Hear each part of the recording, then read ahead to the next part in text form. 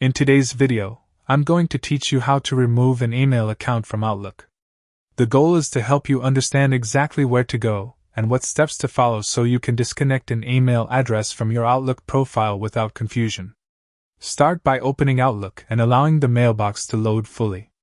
Make sure the window is maximized so you can see all icons clearly.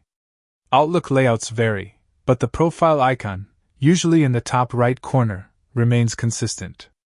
It may display your initials or a photo.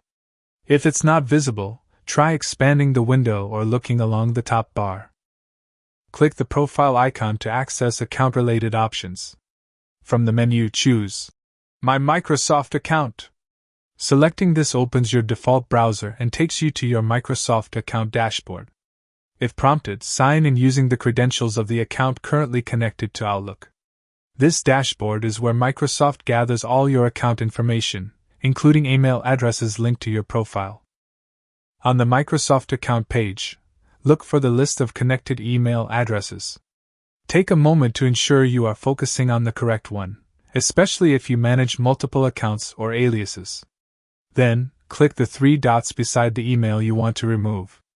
This opens a small menu with options for managing that specific address. Here is where you can remove the email association depending on your configuration.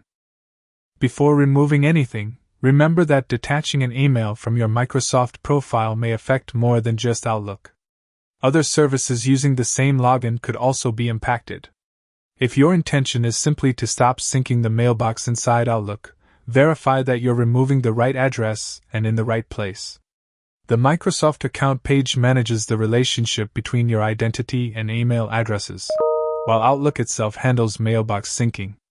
If any confirmation messages appear, review them carefully to understand the effects before confirming the removal.